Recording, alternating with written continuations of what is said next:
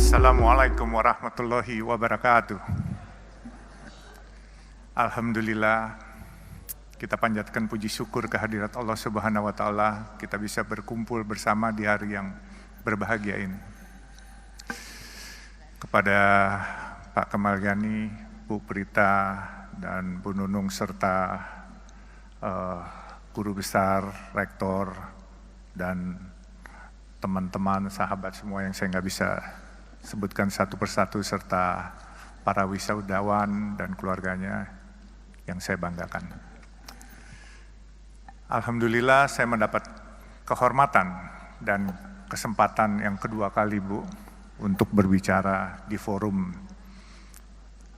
yang sangat membanggakan ini.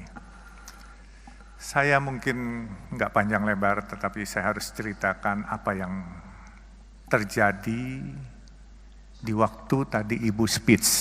Saya sempat merenung, saya sedih, tapi saya bangga melihat London School ini.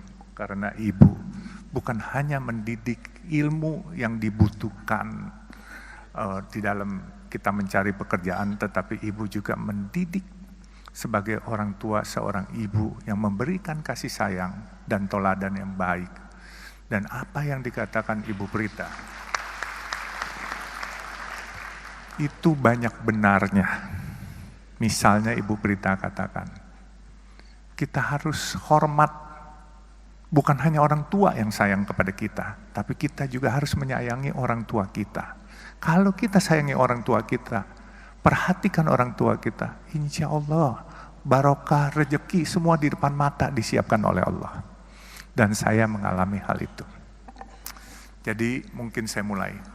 Saya ini saat ini bukan CEO lagi, bukan direktur utama lagi dari Citra Marga Nusapala, yaitu pengelola jalan tol.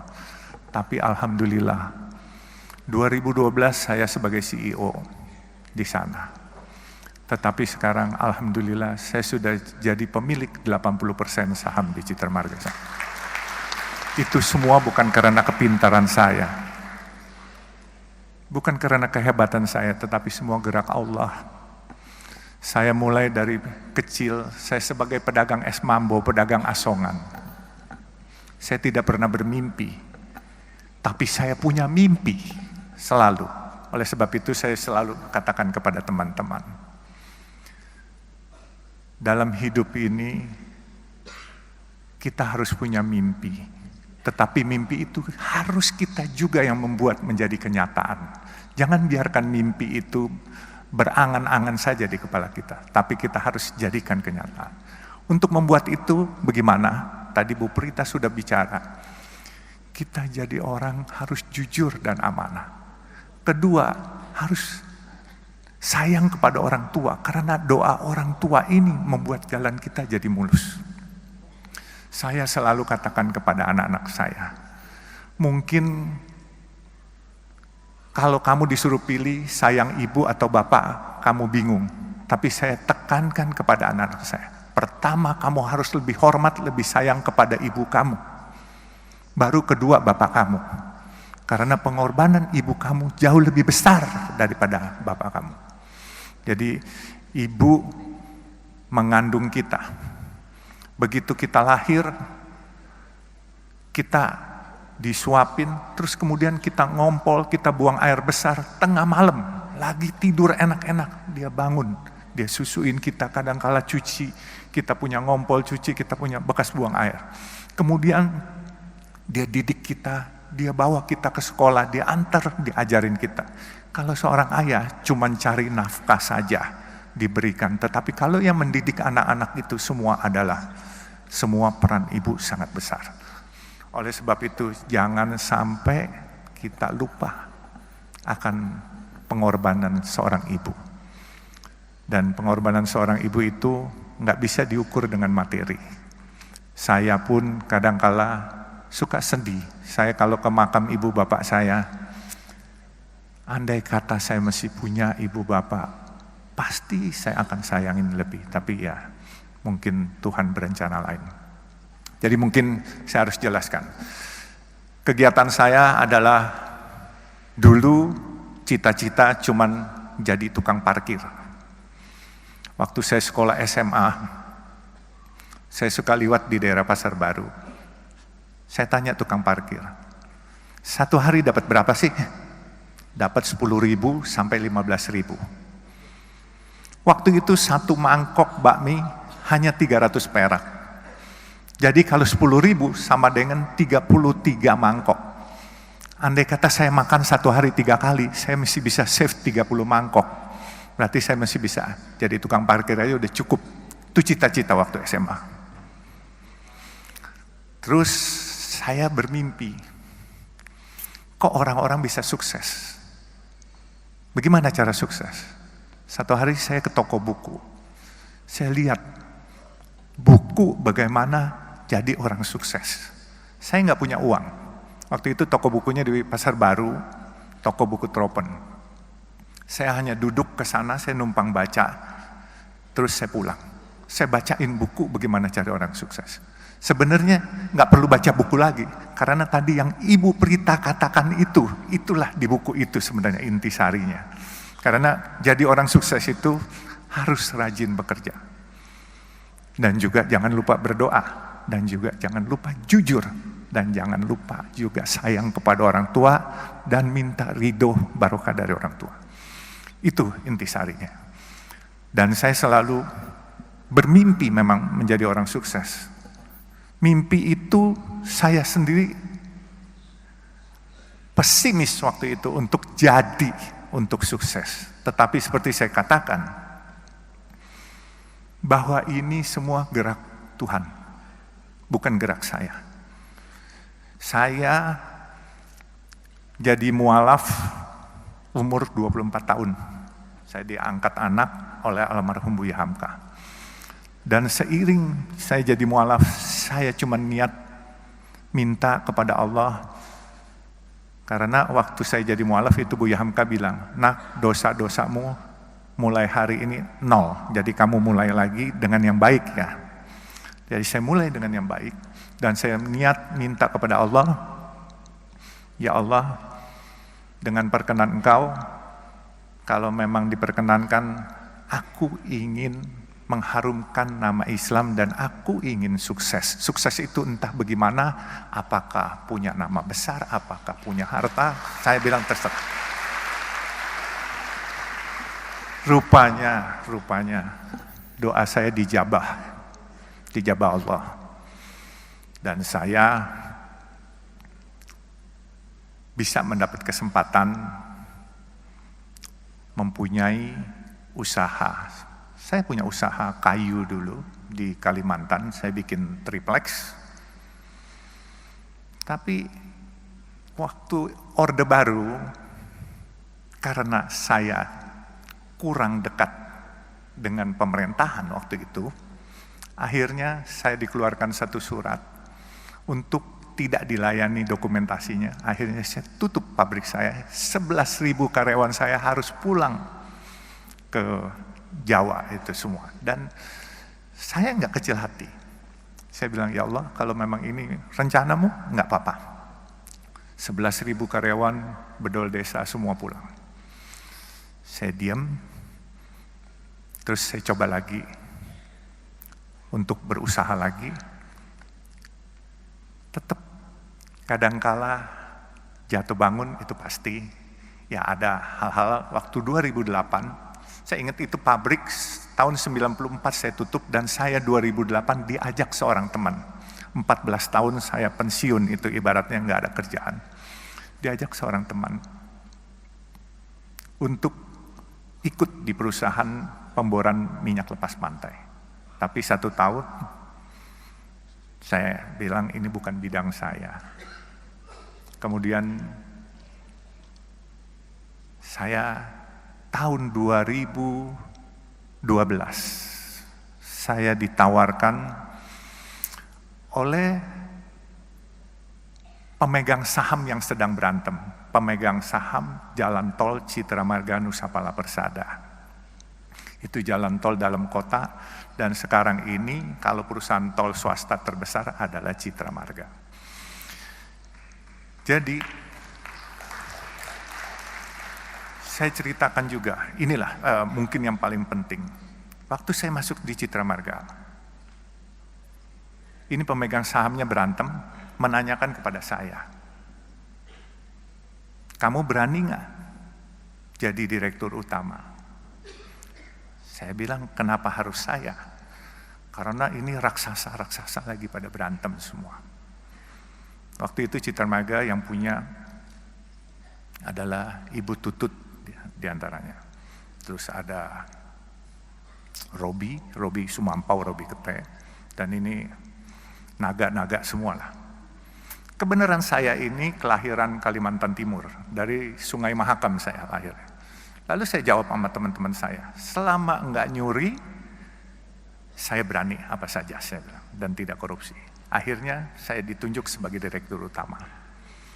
Di waktu saya ditunjuk sebagai direktur utama, saya melihat karena ini perusahaan publik, pemegang sahamnya ini banyakkan institusi-institusi asing.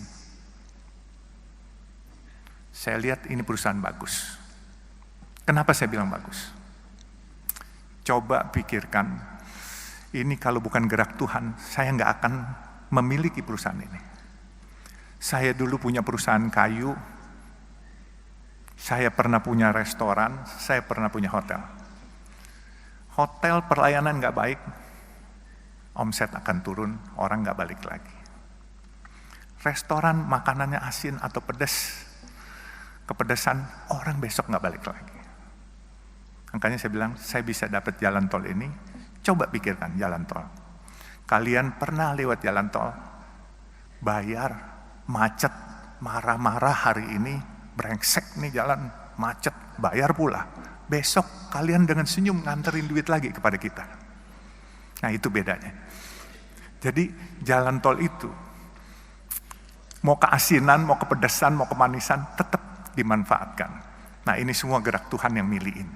Jadi saya berpikir gini, saya tidak punya rencana punya jalan tol. Tetapi jalan tol ini gini, kalau saya tidur, jam 10 malam, itu truk-truk besar yang nyariin duit sampai subuh jam 5 pagi. Kemudian kalau saya lagi melek bangun, sedan-sedan dan kendaraan umum dari jam 5 pagi sampai jam 10 malam. Nah jadi itulah perkembangan jalan tol, bisnis ini beda dengan hotel, dengan restoran, dan yang lain-lain. Nah saya bisa ceritakan, waktu saya lihat perusahaan ini bagus, saya kumpulkan teman-teman saya. Teman-teman saya dari berbagai macam suku, ada yang Tionghoa atau yang disebut Aseng. Jadi saya bilang, ini daripada asing yang milikin, kenapa enggak kita, kalian para Aseng, teman-teman maupun yang lain, ayo kita milikin. Mereka tanya sama saya, bagaimana? Saya bilang, gampang, siapin aja dananya, saya bikin asing ini keluar barangnya. Jadi waktu itu saya direktur utama, apa yang saya sebut itu pasti bereaksi market. Tapi waktu itu memang saya menyebut ingin membeli sesuatu barang, itu asingnya ketakutan. Kebenaran saya nggak sekolah tinggi Pak, jadi saya main seruduk aja. Kalau ikutin aturan saya nggak berani ngomong begitu karena di aturan nggak boleh. Jadi saya bilang hari itu, saya ingin beli Bank Senturi yang sedang bermasalah waktu itu. Itu semua asing tidak setuju. Dia lepas barang itu semua. Akhirnya teman-teman saya beli semua. Akhirnya sekarang pemiliknya adalah orang Indonesia asli semua Pak. Jadi Citra Marga ini udah nggak ada asing. Kalaupun ada Aseng 1-2 orang gitu. Jadi kita boleh berbangga lah, ini kita tarik kembali Citra Marga, dan saya pikir ini sesuatu perusahaan yang besar. Dan kenapa saya bilang besar? Dia punya omset untuk dalam kota 600.000 kendaraan per hari. Memang biaya pembangunannya cukup besar.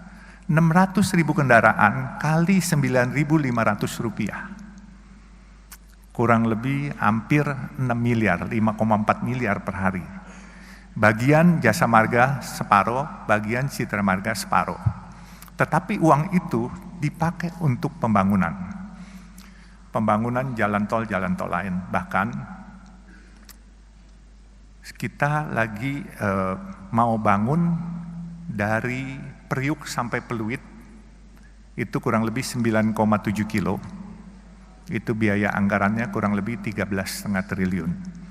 Lalu kita mau bangun, sekarang kita sudah ada Soreang Pasir Koja di Jawa Barat, di Bandung. Dari Pasir Koja kita mau mengurai kemacetan di Bandung kota, kita akan bikin jalan menembus Gatot Subroto, Soekarno-Hatta sampai Pasopati. Itu kurang lebih 9 triliun. Jadi 22,5 triliun kita butuhkan. Kita bukan hanya butuhkan modal, kita juga butuhkan tenaga-tenaga. Dalam kesempatan ini saya tantang wisudawan-wisudawan baru. Ayo bergabung di kami. Kita butuh tenaga kita, tenaga Indonesia sendiri. Dan jangan biarkan proyek-proyek bagus ini dikerjakan oleh orang lain, orang asing. Kita harus mampu dan aku yakin bahwa kita bisa. Dan tadi saya bicara dengan Pak Kemal, bahwa LSPR ini kan bukan hanya public relation aja, bukan, diajarin bisnisnya, akuntansinya, semua diajarin. Jadi saya bilang, banyak tempat-tempat yang kita bisa siapkan, dan saya butuh fresh graduate sambil kita grooming, karena jujur Citra Marga ini perusahaan yang sudah mungkin 40 tahun, dan staff-staff kita getting older semuanya, jadi kita perlu grooming yang muda-muda. Makanya saya menantang teman-teman, adik-adik wisudawan, kalau yang mau bergabung kepada kami, silakan. Tapi ya memang kerjanya bukan di back office saja, tetapi kadang-kala di lapangan. Tetapi percayalah, di lapangan juga cukup menarik dan cukup enak. Ya, jadi kalau nanti mau, nanti hubungi saya. Dan saya juga mungkin dari sesi bisnis saya juga ceritakan, saya juga pedagang nasi kuning Rp3.000. Nah,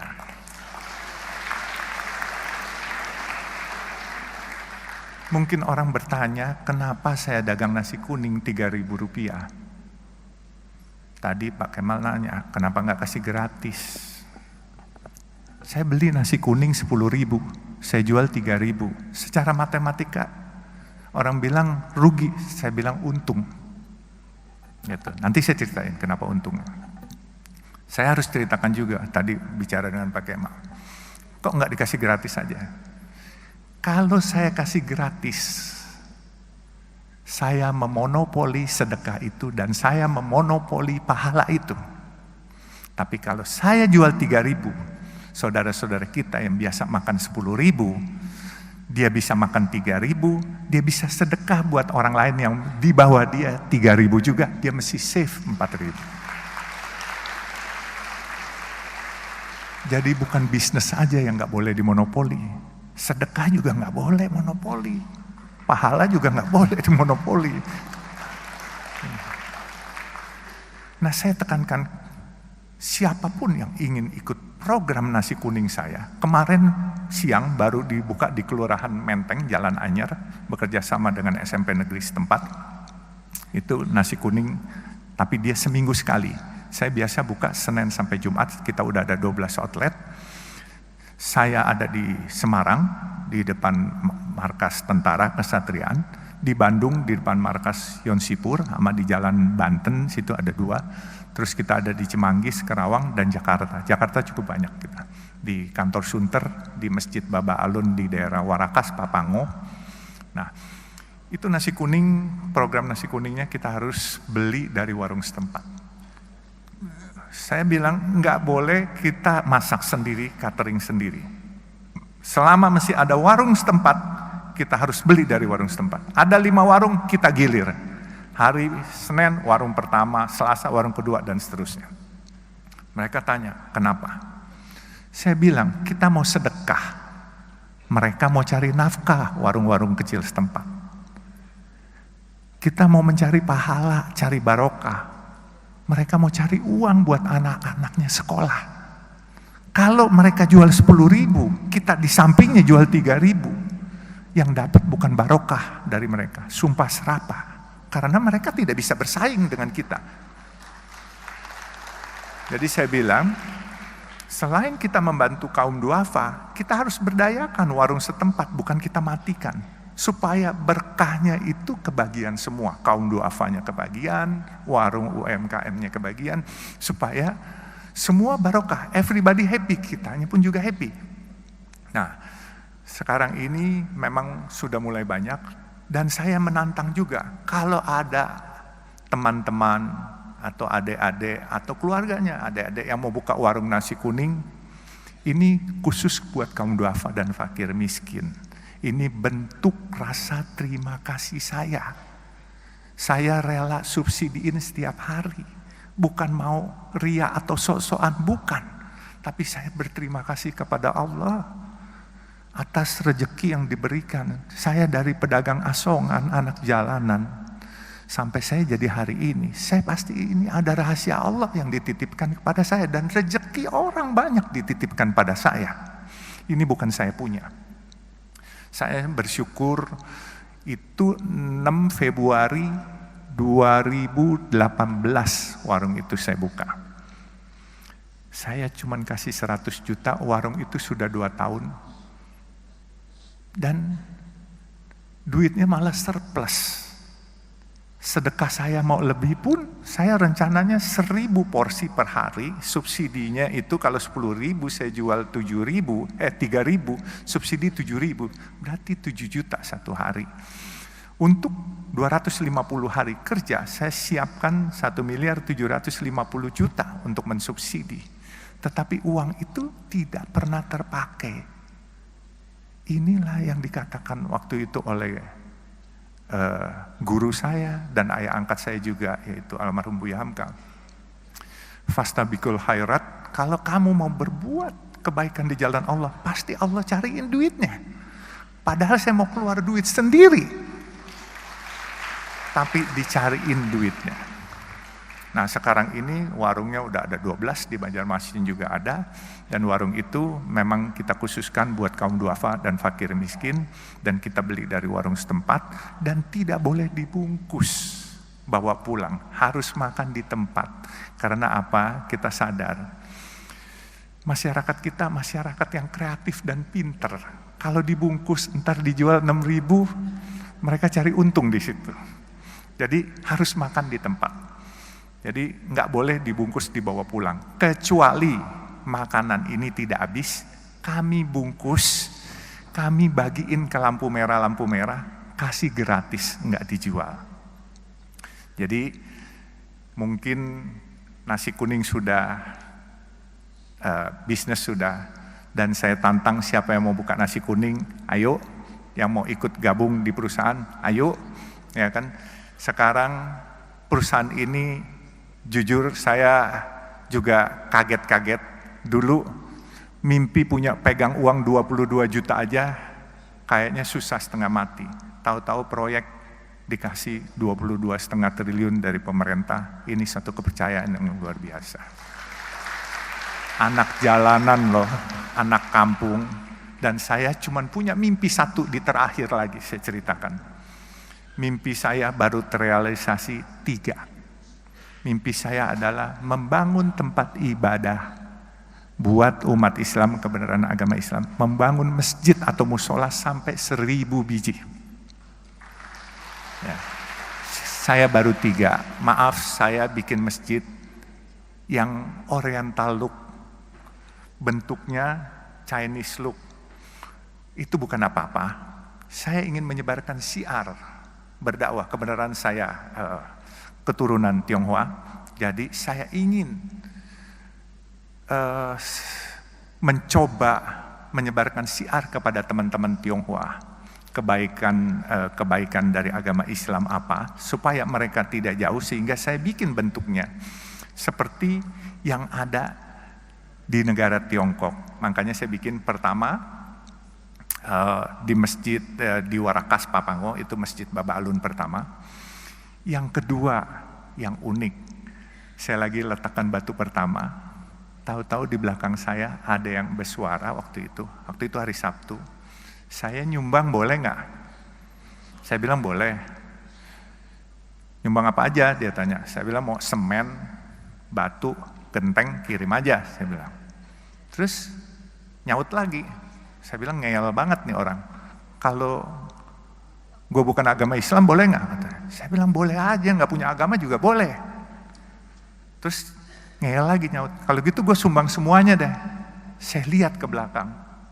Oh rupanya pemilik Arta Graha Group Pak Tommy Winata. Akhirnya beliau sumbang satu masjid di depan pintu Ancol Karnaval. Beliau agama Buddha. Luar biasa kebinekaan ini. Jadi disumbanglah satu itu. Saya bilang silakan pakai nama AGP. Enggak, dia bilang pakai Baba Alun AGP, Arta Graha Peduli. Jadi masjid kedua. Masjid ketiga saya bikin hampir jadi di depan gerbang tol Depok Antasari, Desari. Kebenaran jalan tol Desari pun kami punya. Jadi jalan tol yang dimiliki Citra Marga adalah jalan tol dalam kota, bekerja sama dengan Jasa Marga. Depok Antasari kita bekerja sama dengan Wijaya Karya. Terus kita di Surabaya dari airport ke Waru. Kemudian di Bandung kita dari Soreang Pasir Koja, nantinya North South Link yang menembus ke Pasopati. Terus kita juga Cisumdau, Cilenyi, Sumedang, Dawan yang ke Bandara Kertajati. Dan di Bogor kita ada 40% dengan Jasa Marga kalau dari Sentul ke Bogor.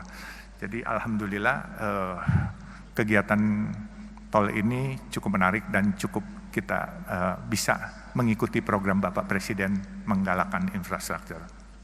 Jadi sekali lagi, inilah anak jalanan, pedagang asongan, tapi karena Allah mau apapun kun fayakun bisa jadi apa saja. Seperti tadi dikatakan Bapak yang bicara tadi bahwa jangan sombong. Itu penting. Bukan hanya jangan sombong. Harus selalu merasa iba atas kekurangan dan kebutuhan orang lain yang belum tercukupi.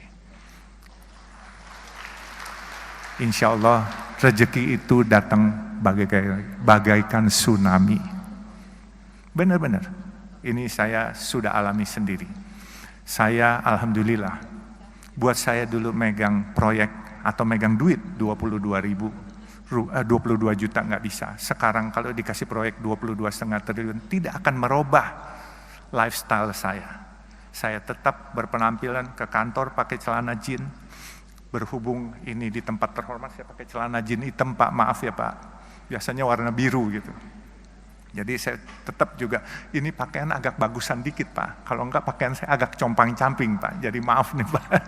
Jadi enggak boleh sombong, itu kunci paling sukses. Karena apa?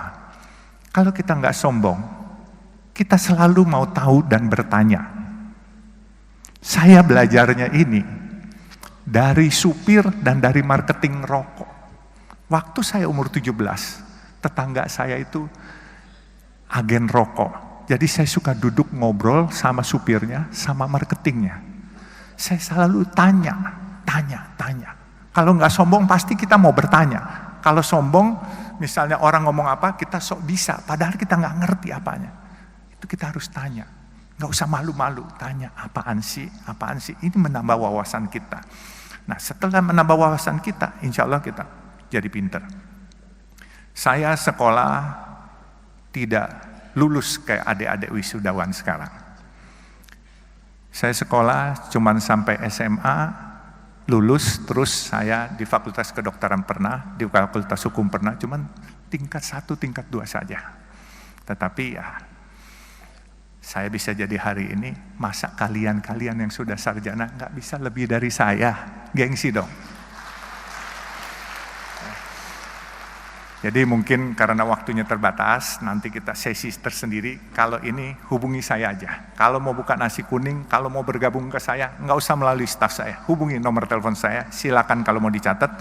081 381 55 99 55. Jadi langsung ke saya dan saya akan salurkan kepada rekan-rekan kerja saya untuk segera diproses.